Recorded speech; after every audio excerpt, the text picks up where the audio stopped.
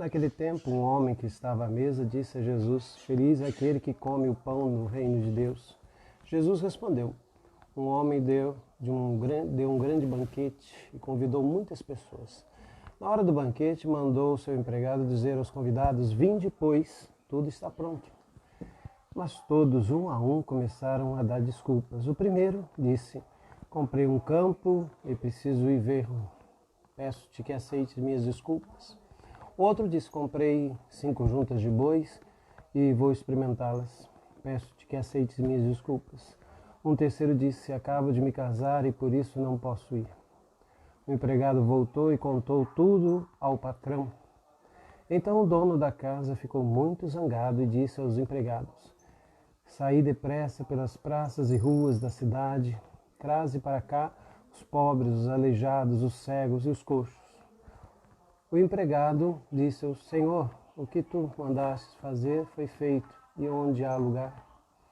O patrão disse ao empregado: Saí pelas estradas e atalhos e obriga as pessoas a virem aqui para que minha casa fique cheia, pois eu vos digo, nenhum daqueles que foram convidados provará do meu banquete.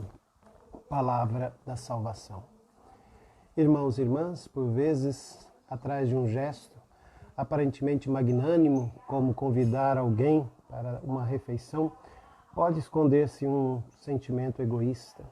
É o que sucede quando o convite é feito apenas por obrigação, por conveniência social, por mera simpatia ou porque se espera retribuição.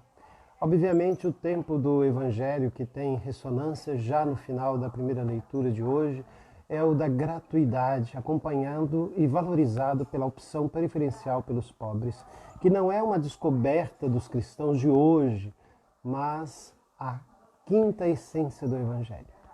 Todavia, este tempo precisa de ser libertado do significado simplesmente material que hoje somos tentados a dar-lhe, uma vez que valorizamos excessivamente o aspecto econômico das nossas ações e gestos. Tudo que fazemos, tudo que produzimos, há de ter um valor econômico. Jesus, pelo contrário, quer nos educar a uma avaliação também espiritual, isto é, uma integral e mais complexa das nossas ações e opções. Gratuidade significa e implica, por conseguinte, mais atenção aos outros do que a nós mesmos, reconhecer nos outros um valor objetivo, porque todos levam a si a imagem e a semelhança de Deus, sendo por isso mesmo dignos da atenção, de estima e de amor. Compreendemos, então, o sentido da bem-aventurança proclamada por Jesus no versículo 14 desta página do Evangelho e, sobretudo, a promessa de uma recompensa que, segundo a lógica de Deus, temos assegurada quando a ressurreição dos justos. A pobreza, segundo o Evangelho, nos convida a libertar-nos da sede e da posse de prazer que sufoca o coração do homem. Estimula-nos a viver na confiança, na gratuidade do amor. Por outras palavras, a pobreza evangélica torna-se exercício de verdadeira caridade. A exemplo dos primeiros cristãos de Jerusalém, entre eles não havia ninguém necessitado, pois todos os que possuíam terras ou casas vendiam-nas, traziam o produto da venda e depositavam aos pés do apóstolo. Distribuía-se então a cada um conforme a necessidade que tivessem. Quem partilha desinteressadamente dos bens convida as realidades humanas a serem sacramento da presença amorosa de Deus entre os homens, instrumentos de comunhão entre os irmãos.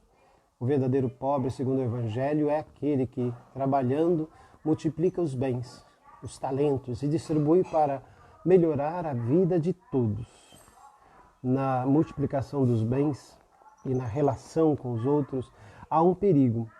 É-se tentado a possuir, a assegurar bens e a entrar em concorrência, em luta com os outros. E se formos mais fortes, mais hábeis, podemos chegar a instrumentalizá-los e a explorá-los. Deste modo, em vez de sermos bons companheiros de viagem, irmãos que se ajudam mutuamente, podemos tornar-nos senhores dos outros. Possuí-los como coisas, coisificação.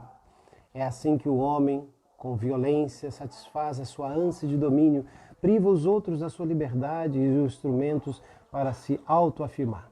Assim isola-se no seu egoísmo e não reconhecendo a dignidade humana dos outros. Despedaça todo e qualquer dignidade.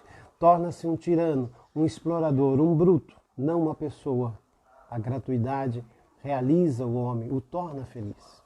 Por isso, irmãos e irmãs, rezemos. Ó Jesus, não cessais de convidar muita gente para o banquete do Reino de Deus.